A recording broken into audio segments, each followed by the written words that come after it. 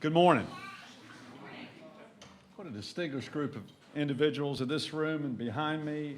It's an honor to have all of you here in the Executive Mansion. It's especially an honor to have U.S. Senator Richard Burr here, my good friend from Winston-Salem, who's been working on this for almost a decade to make progress on this. And let's give a warm welcome to U.S. Senator Richard Burr.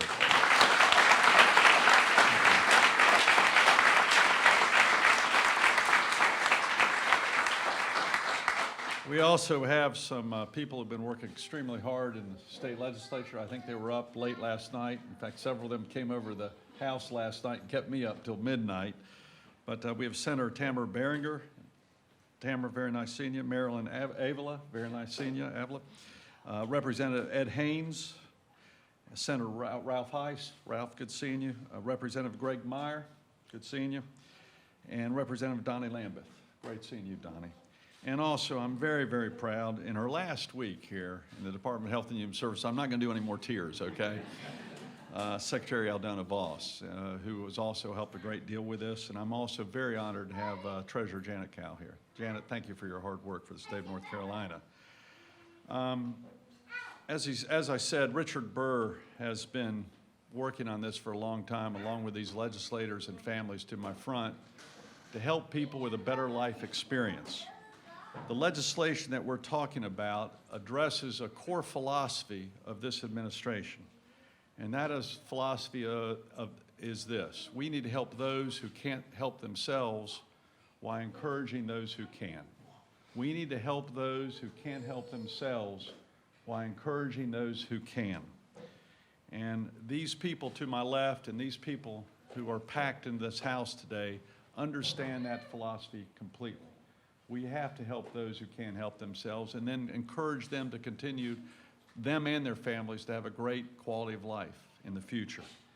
I also want to thank Secretary Voss and Janet and the ARC of North Carolina for assembling a large and diverse coalition of concerned groups that work tirelessly to make this day possible. I especially want to thank all the families here for their many years of grassroots organizing that made this legislation a reality for North Carolina. Your grassroots work is the best of North Carolina. By signing House Bill 556 today, North Carolina will join 29 other states in allowing individuals and families dealing with disabilities the opportunity to save and to provide the necessary care their families need. This bill is in response to the Federal Achieving a Better Life Experience, or ABLE Act, a federal law signed in December that will give individuals with disabilities and their families the opportunities to save for future essential expenses such as medical and dental care, education, employment training, technology, housing, and transportation. These are all quality of life issues to these individuals with the disabilities and their families. This law allows the creation of ABLE accounts, which resembles tuition savings programs, often called 529 accounts, that have been established under the section of the tax code since 1996. These ABLE accounts allow tax-free contributions up to $14,000 a year and a savings up to $100,000 without putting Medicaid eligibility and other support programs at risk. That is the strength of this bill. Without ABLE accounts, any financial savings with disabilities may occur can prevent them from qualifying for needed programs and services. By signing this legislation today, ABLE accounts will give North Carolinians with disabilities increased choice, independence, and opportunities to participate fully in their communities. As I mentioned, House Bill 556 is in response to the Federal ABLE Act signed last year, which calls for the establishments of ABLE accounts in each state. And I'm very proud that our U.S. Senator Richard Burr is really the one who made this happen at the national level. Literally 8 to 10 years he's been working on this. Without his, I've never met a senator, by the way, who understands the needs of health care more than Richard Burr. I knew this when I was mayor. I know this as governor. He's now chairman of the Intelligence Committee, but he knows health care also. And to have a senator like this who has this core knowledge of what families need in our nation and especially in North Carolina is just a great asset that we have in Washington, D.C. And without his work, we would not be doing this in North Carolina right now.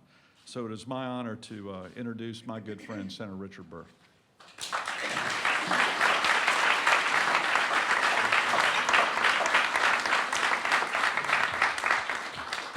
Governor, thank you very much. I noticed how you started to chuckle when you talked about chairman of the Intelligence Committee. As many of you here, you thought that was an oxymoron. John, it's been a long time coming. Bob, long time. You know, good things don't happen easily. And they don't happen just because of senators, members of the General Assembly, or governors. They happen because of the passion of people who are invested, people who are affected, directly and indirectly, I might say. Many people worked on this legislation that have no children with disabilities in their families, but they recognized what was right. This is billed as the most significant change to laws for the disabled since the ADA became law originally. Now, I'm not sure whether that's the fact, but the reality is it addressed a huge problem.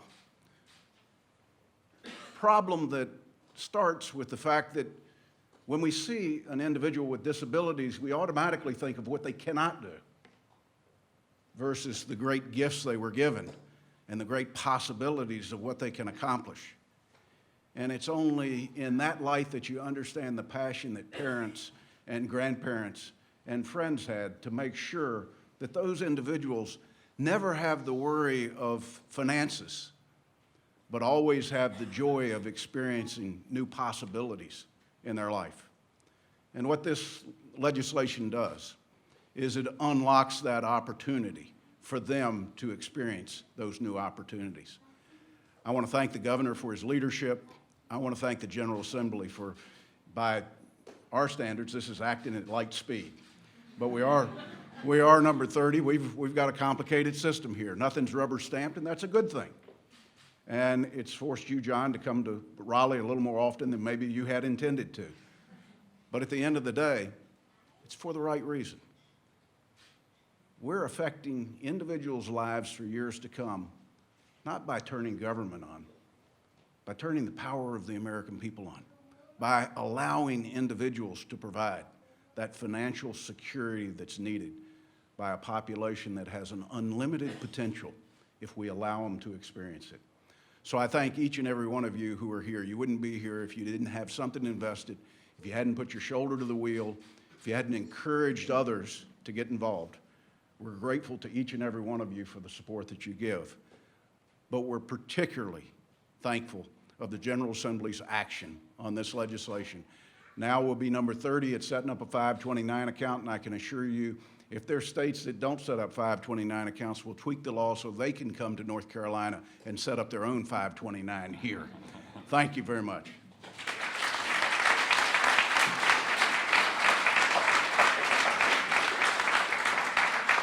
As the senator said, this is not about the public officials here, the elected officials, or the politicians. This is really about the families and quality of life and independence. And I'm honored to have with us today several North Carolina families who will benefit from this bill.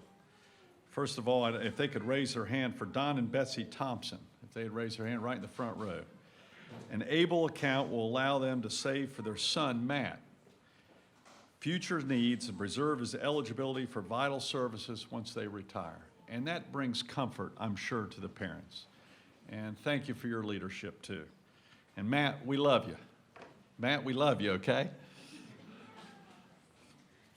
And for Becky and Tom Webb, if y'all would raise your hand.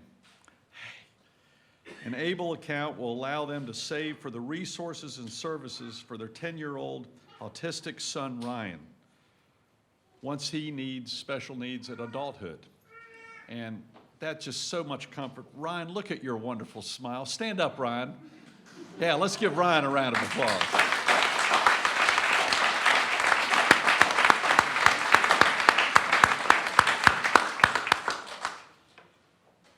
And for Betsy McMichael and their daughter Janie, the ABLE Act will ensure Janie has the educational choices that will allow her to lead a full life and escape poverty.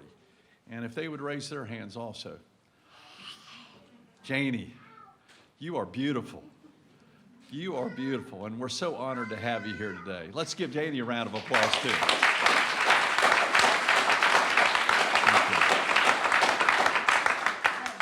And for Donna Beckman and her son Thomas. Thomas, Donna, here we go. Hey, Thomas, stand up. Let's give you a round of applause. We appreciate it. This is going to allow Thomas to get further education and transportation needs.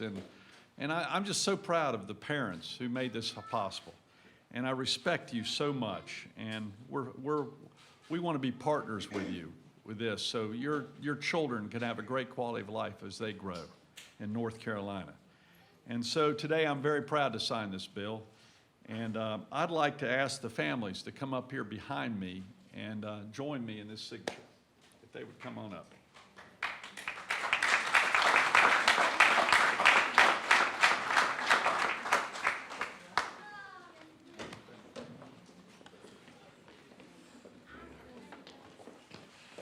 Y'all don't realize, but I want to tell the families this, but there's actually a semi-movie star behind me, and his name is Richard Burr.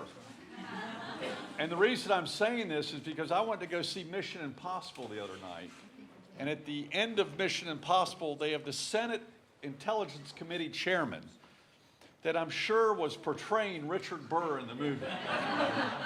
He has yet to see this. So we have a celebrity in our midst that someone's playing the intelligence chairman of the United States Senate. So we're honored to have you here, Senator. And I'm more honored to sign this bill. And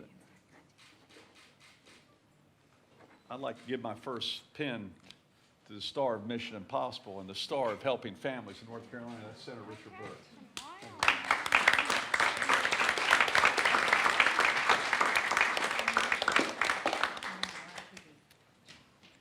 To also give a pin to each of the representatives.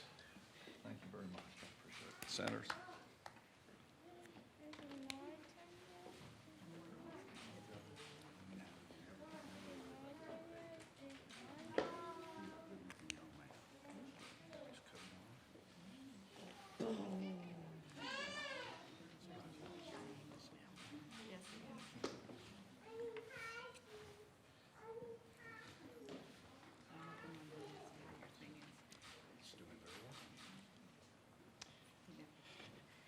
And I've got a special pin for each of the families that are here today.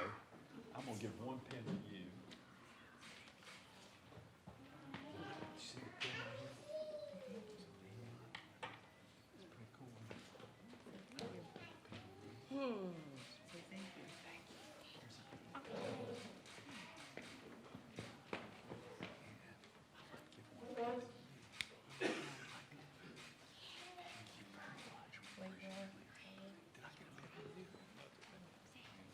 Thank you, Joker. Thank you, Freddie. Thank you, Gunther. Thank you, Carpenter. You just made my day.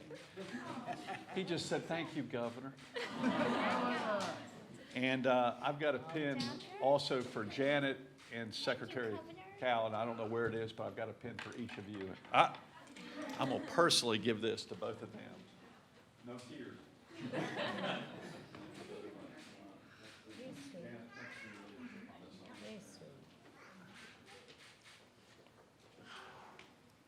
With that, give these people a round of applause. We appreciate it. Thank you all.